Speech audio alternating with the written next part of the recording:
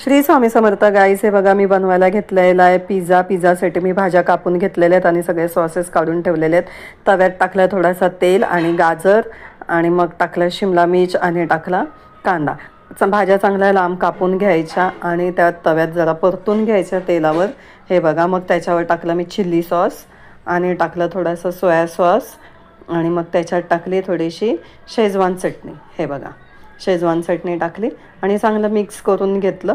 छान दिसत होतं, यम्मी यम्मी दिसत होतं मस्तपैकी. आणि मग मी टाकलं त्याच्यामध्ये थोडासा टॅमॅटो सॉस.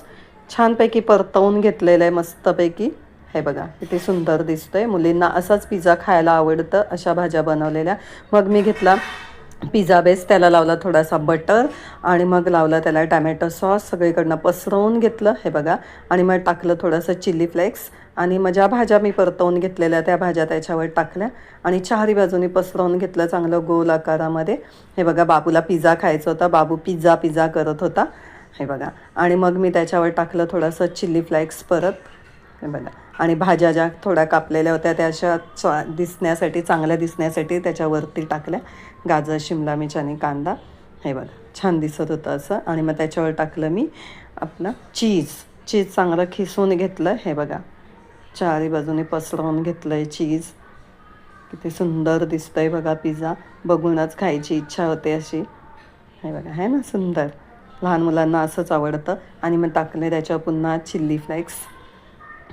हे बघा मग तव्यावर लावला थोडासा बटर आणि मग आपला पिझ्झा बेस त्याच्यावर ठेवला आणि गॅस मंद केली. मंद आचेवरच पिझ्झा पूर्ण शिजवून घ्यायचा आणि मग ठेवला मी त्याच्यावर झाकण. मंद आचेवर छानपैकी शिजून झाल्यावर हे बघा कसा पिझ्झा दिसतोय. पूर्ण चीज वितळलेला आहे. मग मी असं कटिंग करून घेतलेला आहे. मी चम्मचने कटिंग केला.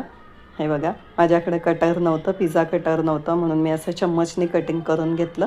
छान दिसतंय बघा मस्त घरगुती पिझ्झा आहे ना सुंदर. मग मी घेऊन गेली मिस्टरांसाठी. मिस्टरांना दाखवलं. मिस्टर बघूनच खुश झाले की त्यांना हे अशा बाहेरच्या गोष्टी खूप आवडतात खायला, म्हणून मी ह्या अशा सगळ्या गोष्टी घरातच बनवत असते. हे बघा बघून खुश झाले. बाबू पण खूप खुश झाला. बाबूला खूप आवडलं, यम्मी यम्मी बोलत होता. मग मिस्टरांनी घेतलं टेस्ट करायला. मी त्यांना टॅमॅटो सॉसबरोबर दिलं खायला. हे बघा मग त्यांनी घेतलं टॅमॅटो सॉस आणि म्हणतात खूप छान तर दिसतंय, मी टेस्ट करून बघतो असे म्हणत होते. हे बघा त्यांनी खाऊन घेतलं.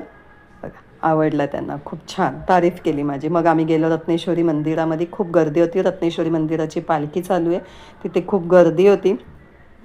आणि तिथे बाबूला आम्ही ह्याच्यावर जम्पिंगवर टाकलं. ते उड्या मारत होता, त्याला मजा येते.